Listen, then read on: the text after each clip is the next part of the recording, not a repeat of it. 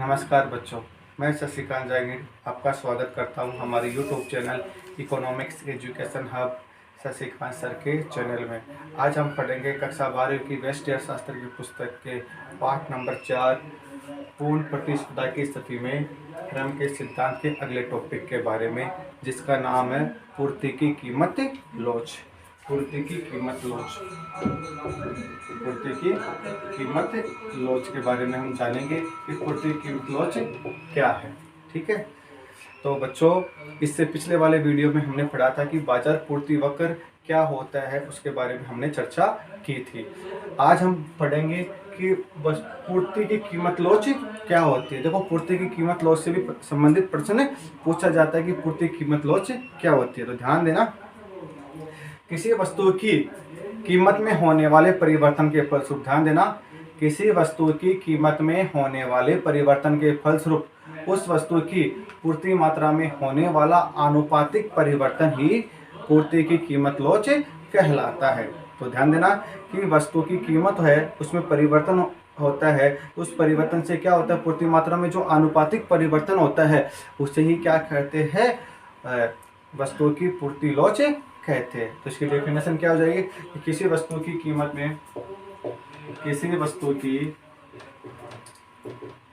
में होने वाले आनुपातिक परिवर्तन के फलस्वरूप, किसी वस्तु की कीमत में होने वाले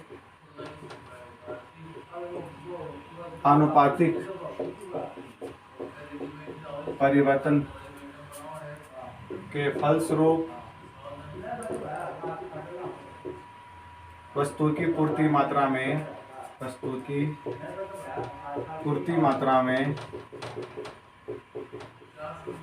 होने वाला आनुपातिक परिवर्तन पूर्ति की कीमत लोच कहलाता है। बहुत इजी टॉपिक है आज का, कि किसी वस्तु की कीमत में होने वाले आनुपातिक परिवर्तन के फलस्वरूप, ध्यान देना, किसी वस्तु की कीमत में होने वाले आनुपातिक परिवर्तन के फलस्वरूप वस्तु की पूर्ति मात्रा में होने वाला आनुपातिक परिवर्तन ही पूर्ति की कीमत लोच कहलाता है। पूर्ति की कीमत लोच कहलाता है। तो पूर्ति की कीमत लोच समझ में आ गई कि वस्तु की कीमत में होने वाले आनुपातिक परिवर्तन के फलस्वरूप वस्तु की पूर्ति मात्रा में होने वाले आनुपातिक परिवर्तन को ही पूर्ति की कीमत लोच कहते हैं। तो पूर्ति की कीमत लोच का सूत्र क्या हो जाएगा, पूर्ति लोच बराबर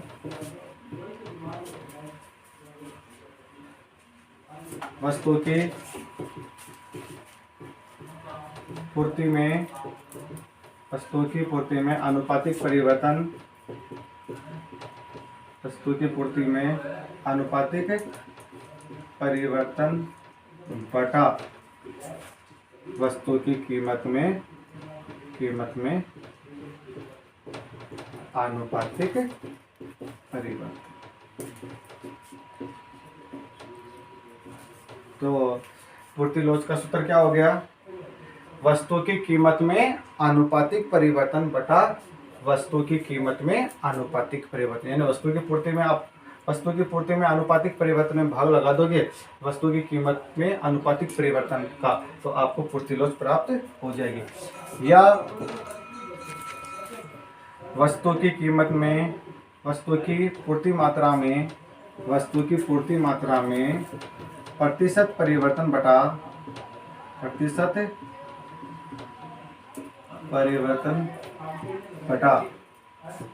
वस्तु की कीमत में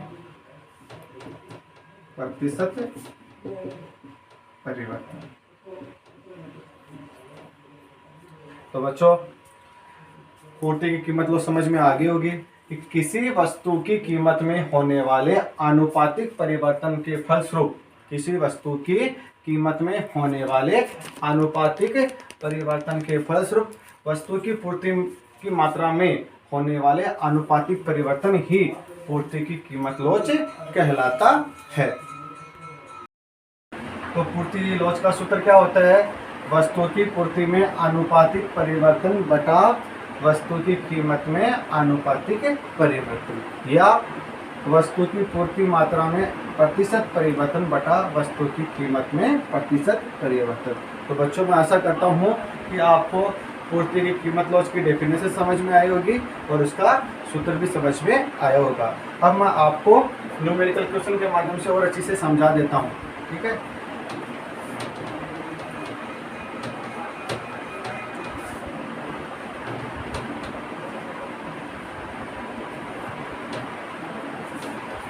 देखो, पूर्ति लॉज का सूत्र ये भी होता है delta Q upon delta P into P upon Q, ठीक है। जहाँ डेल्टा क्यू है पूर्ति मात्रा में परिवर्तन, डेल्टा पी है वस्तु की कीमत में परिवर्तन, पी है वस्तु की प्रारंभिक कीमत और क्यू है वस्तु की प्रारंभिक मात्रा। तो ES होता है पूर्ति लॉज। तो डेल्टा क्यू क्या है?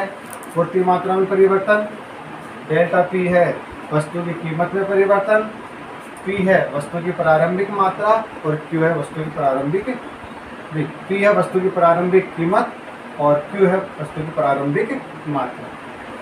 अब एक न्यूमेरिकल क्वेश्चन के माध्यम से, उदाहरण के माध्यम से आपको समझाता हूँ। जिसमें मान लो उदाहरण कोई भी ले लो, जैसे मान लो वस्तु की कीमत 10 रुपये है और पूर्ति कितनी है? यहाँ पे मैंने लिख दी कीमत 10 रुपये और यहाँ मैंने क्वांटिटी लिख दी 20, ठीक है। अब कीमत बढ़कर कितनी हो गई? 15 हो गई। तो पूर्ति बढ़कर 50 हो जाती है। तो इस स्थिति में पूर्ति की कीमत लोच क्या होती है? तो हम जानेंगे कि सूत्र क्या है हमारे पास, delta Q upon delta P into P upon Q सूत्र है। तो डेल्टा क्यू क्या है?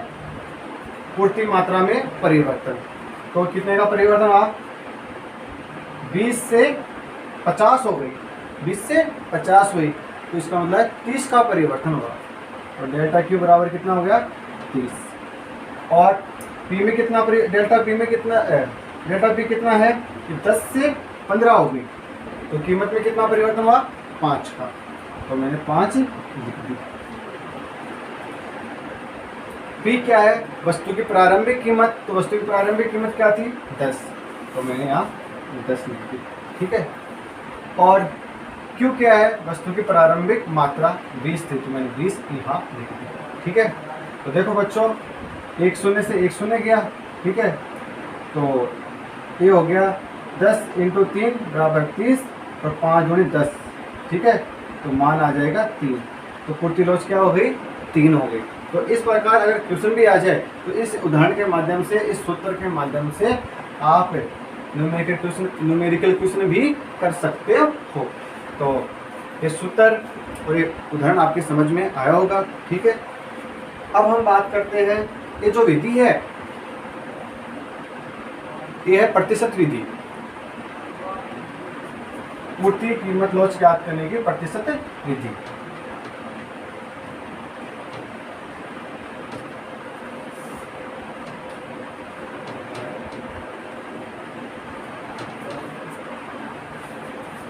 ध्यान देना बच्चों, जब पूर्ति वक्र लंबवत होता है, ध्यान देना, जब पूर्ति वक्र लंबवत होता है, जब पूर्ति वक्र लंबवत होता है तो पूर्ति की कीमत लॉज 0 होती है। ये नोट कर लेना आप कि जब पूर्ति वक्र लंबवत होता है, यानी OY के समांतर होता है, तो उस समय पूर्ति की लॉज क्या होती है? 0 होती है। उदाहरण देखो, ऐसे अगर ऐसे रहेगा तो इस स्थिति में क्या होगी, पूर्ति की लोच ES बराबर 0 होगी। ठीक है,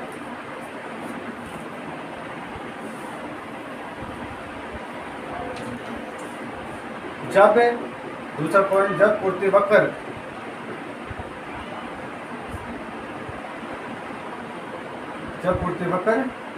धनात्मक ढाल का होता है, धनात्मक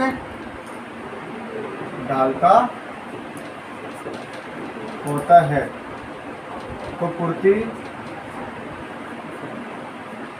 धनात्मक होती है। यानी पूर्ति वक्र धनात्मक ढाल का होता है तो पूर्ति की लोच कैसी होती है, धनात्मक होती है। ठीक है, तो ये दोनों चीजें समझ में आ गई होगी कि जब पूर्ति वक्र लंबवत होता है तो पूर्ति की कीमत लोच क्या होती है, 0 होती है, और जब पूर्ति वक्र धनात्मक होता है, धनात्मक ढाल का होता है तो पूर्ति लोच धनात्मक होती है। तो इस प्रकार के आपको जो प्रतिशत विधि है, पूर्ति की कीमत लोच की प्रतिशत विधि समझ में आई होगी। जो न्यूमेरिकल क्वेश्चन था वो पूर्ति की कीमत लोच की प्रतिशत विधि है। अब हम पढ़ते हैं पूर्ति की लोच, पूर्ति की कीमत लोच मापने की ज्यामितीय विधि। ठीक है, हमने मान की लोच में भी ज्यामितीय विधि पढ़ी थी। ठीक है, ये उससे थोड़ी डिफरेंट है। ठीक है, और ये परीक्षा की दृष्टि से भी इम्पोर्टेंट है ज्यामितीय विधि, तो उसके बारे में हम चर्चा करते हैं।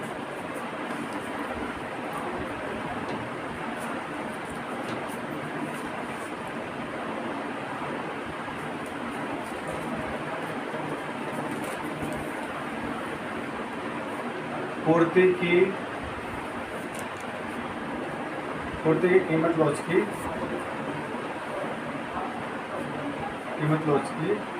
पूर्ति की कीमत लोच की ज्यामितीय विधि। पूर्ति की कीमत लोच मापने की ज्यामितीय विधि। तो ध्यान देना बच्चों, हम कौन सी विधि की बात कर रहे हैं, ज्यामितीय विधि। इस विधि के अनुसार पूर्ति की कीमत लोच पूर्ति वक्र के उद्गम पर निर्भर करती है। ध्यान देना, इस विधि में क्या होती है कि जो पूर्ति की कीमत लोच होती है, पूर्ति की कीमत लोच जो वो पूर्ति वक्र के उद्गम पर निर्भर करती है। तो इस विधि में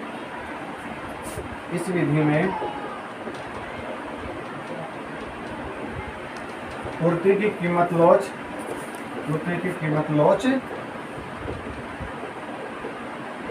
पूर्ति वक्र के उद्गम पर निर्भर करती है। यानी पूर्ति वक्र कहाँ से स्टार्ट हो रहा है उस पर निर्भर करती है पूर्ति की कीमत लोच। इस विधि के अकॉर्डिंग जो ज्यामितीय विधि है ना, पूर्ति की कीमत लोच मापने की ज्यामितीय विधि के बारे में हम पढ़ रहे हैं। तो इस विधि में क्या होता है कि पूर्ति की कीमत लोच होती है वो पूर्ति वक्र के उद्गम पर निर्भर करती है। यानी जो पूर्ति वक्र होता है उसके उद्गम पर निर्भर करती है कि पूर्ति वक्र का उद्गम यानी स्टार्ट कहाँ से हुआ उसके बारे में निर्भर करती है। तो इसमें 3 स्थितियाँ बनती है, इसमें 3 प्रकार की लोच है, 3 प्रकार की लोच है। ठीक है, इनके बारे में हम एक एक करके जाएंगे। तो पहली है इकाई के बराबर,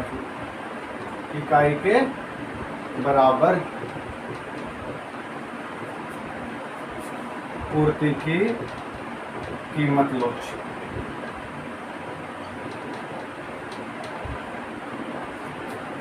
ES बराबर 1। तो ये क्या होती है, बहुत इजी है। जब पूर्ति वक्र मूल बिंदु से प्रारंभ होता है, ध्यान देना बच्चों, जब पूर्ति वक्र मूल बिंदु से प्रारंभ होता है तो पूर्ति की लोच इकाई के बराबर होती है। बस इतना सा ध्यान रखना है कि मूल बिंदु से प्रारंभ होगा पूर्ति वक्र, तो उस स्थिति में क्या होगी, पूर्ति की कीमत लोच इकाई के बराबर होगी। जब पूर्ति वक्र मूल बिंदु से प्रारंभ होता है तो जब पूर्ति वक्र मूल बिंदु से प्रारंभ होता है तो जब पूर्ति वक्र मूल बिंदु से प्रारंभ होता है तो पूर्ति की कीमत लॉच इकाई के बराबर होती है। यानी हमने पढ़ा था कि इस विधि में हम किस प्रकार ज्ञात करेंगे कीमत लॉच, जहां से पूर्ति वक्र का उद्गम होता है।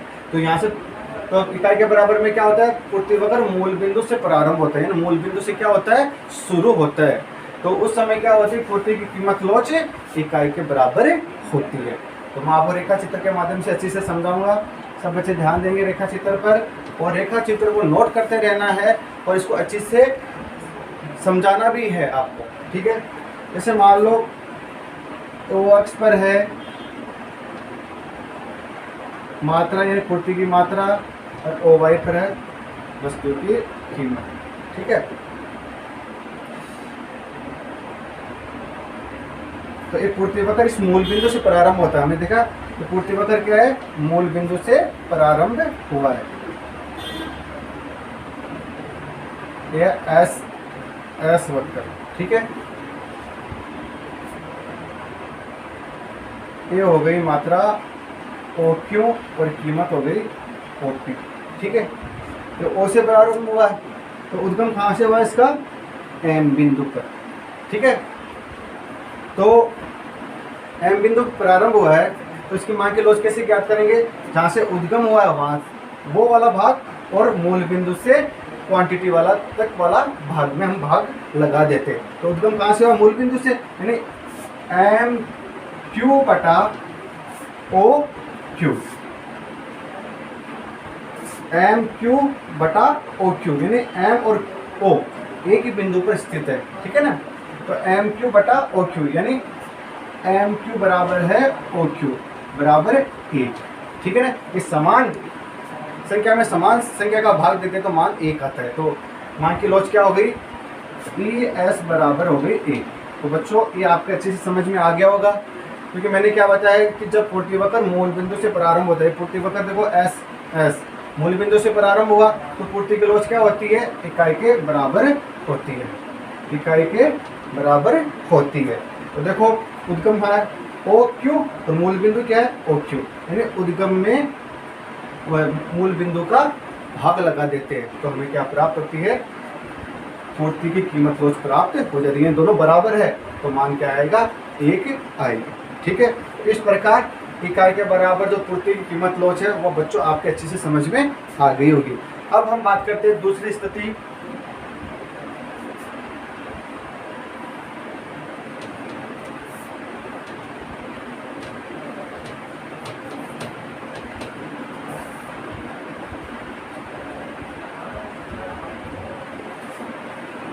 हम ज्यामितीय विधि की बात कर रहे हैं। तो दूसरी है हमारी इकाई से अधिक, इकाई से अधिक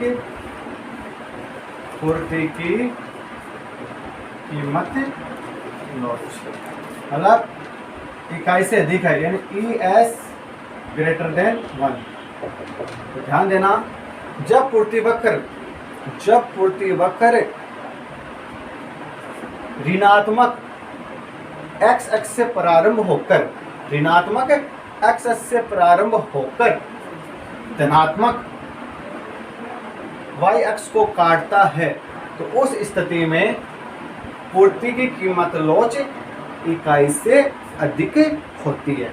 आपको रेखा चित्र के माध्यम से अच्छे से समझाऊंगा, आपकी समझ में आ गया होगा कि जो पूर्ति वक्र है ना वो क्या करता है। देखो आपने पढ़ा है कि वाई और ए अक्ष होता है, ए भी प्लस है ए भी प्लस है, ठीक है। ये माइनस में हो जाता है और ये भी माइनस में हो जाता है, ठीक है। तो अब मैं आपको समझाऊंगा कि जब पूर्ति वक्र ऋणात्मक एक्स अक्ष से प्रारंभ होकर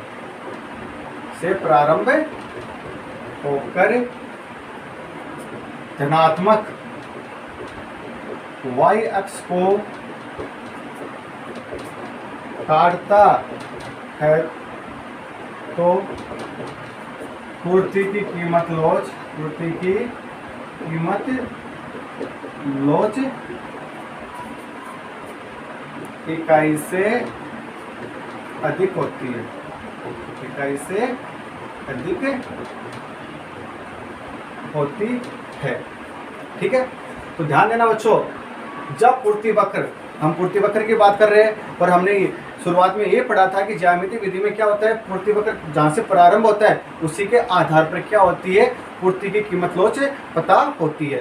तो जब पूर्ति वक्र ऋणात्मक अक्ष से, देखना बच्चों, ऋणात्मक अक्ष से प्रारंभ होकर, कहाँ से प्रारंभ हो रहा है, ऋणात्मक अक्ष से प्रारंभ होकर धनात्मक y अक्ष को काटता है, तो उस स्थिति में पूर्ति की कीमत लोच क्या होती है, इकाई से अधिक होती है। मैं आपको समझाऊंगा, देखो रेखा चित्र के माध्यम से बहुत अच्छी से।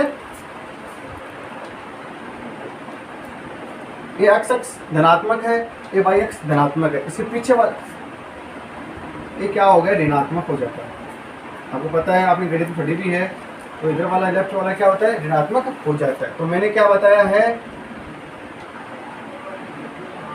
कि जब पूर्ति वक्र ऋणात्मक अक्ष से प्रारंभ होता है, देखो यहाँ से प्रारंभ हुआ, अक्ष से प्रारंभ होता है और धनात्मक y अक्ष को काटता हुआ आगे बढ़ता है। ठीक है, तो उस स्थिति में क्या होती है, पूर्ति की कीमत लोच इकाई से अधिक होती है। कैसे समझेंगे, जैसे मान लो OP कीमत पर मात्रा कितनी है, OQ, समझना, OP कीमत पर मात्रा कितनी है, OQ। ठीक है, उद्गम स्थल कहाँ है इसका, यहाँ से प्रारंभ हुआ। देखो मैंने शुरुआत में बताया कि पूर्ति वक्र कहाँ होता है, ऋणात्मक अक्ष से प्रारंभ होता है। ये ऋणात्मक अक्ष से प्रारंभ होकर धनात्मक y अक्ष को काटता है और आगे बढ़ता रहता है। तो ये उद्गम स्थल क्या हो गया, MQ हो गया, M हो गया। तो इसका सूत्र क्या होता है कि उद्गम स्थल में से मूल बिंदु वाला जो भाग है उसमें से हम घटा देते हैं, तो भाग देते हैं, घटाते नहीं है, MQ बटा OQ। ठीक है, MQ में जैसे ये MQ है ना, इसमें हम भाग लगाएंगे OQ का, MQ बटा OQ, तो भाग लगाएंगे तो मान क्या आएगा, इकाई से अधिक, यानी अधिक संख्या में कम संख्या का भाग लगाते हैं तो मान 1 से अधिक आता है। तो ये क्या हो गई,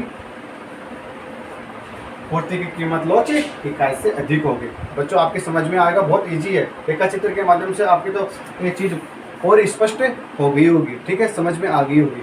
अब हम बात करते हैं तीसरी,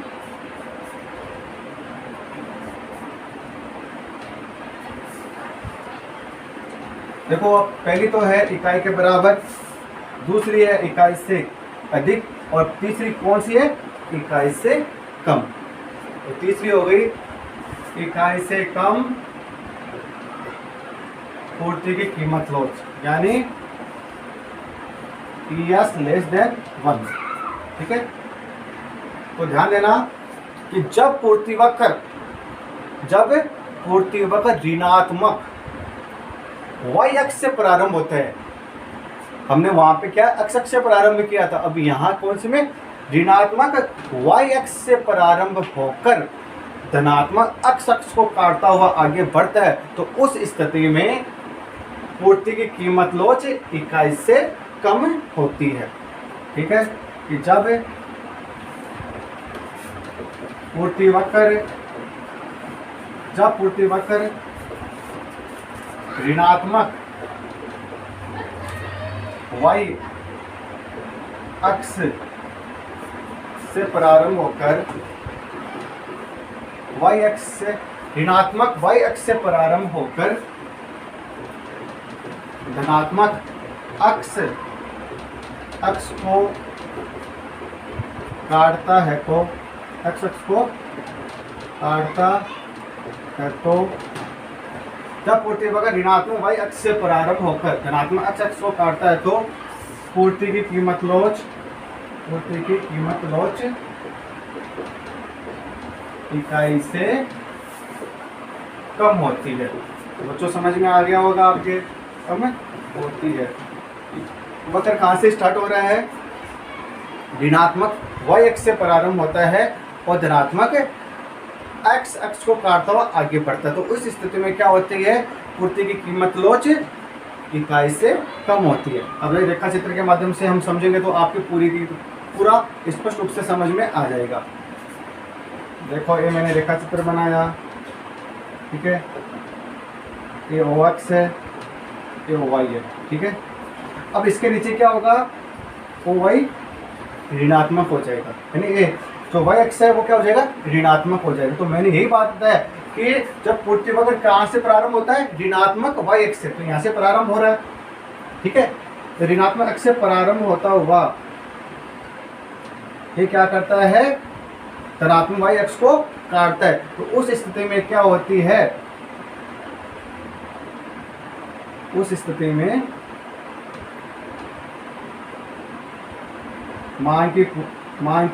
पूर्ति की कीमत लोच इकाई से कम होती है। देखो बच्चों, यहाँ से ऋणात्मक, तो मैंने क्या कहा, जब पूर्ति वक्र, ये ऐसा क्या है, पूर्ति वक्र है, ये क्या करा, y अक्ष, ऋणात्मक y अक्ष से प्रारंभ होकर धनात्मक x अक्ष को काटता हुआ आगे की बढ़ता है। तो उस स्थिति में पूर्ति की कीमत लोच क्या होती है, शून्य। तो ये क्या हो जाएगा, m हो जाएगा, सॉरी m शून्य नहीं होती, इकाई से कम होती है। ये मात्रा हो गई OQ और ये मात्रा कीमत हो गई P। तो देखो y अक्ष से कितनी मात्रा हो गई, MQ, ठीक है, और OX OQ। तो आपने देखा होगा कि MQ की तुलना में क्या है, OQ ज़्यादा है। तो कम में जब ज़्यादा की संख्या का भाग लगाते हैं तो मान क्या आता है, इकाई से कम, यानी लेस देन 1 आता है। तो मेरे हिसाब से आज आपको तीनों के तीनों जो पूर्ति की कीमत लोच है, इकाई से अधिक, इकाई से कम और इकाई के बराबर, रेखा चित्र के माध्यम से अच्छे से समझ में आ गई होगी। अगर इस वीडियो में कुछ भी समझ में ना आए तो आप मुझे कमेंट बॉक्स में जाकर पूछ सकते हो।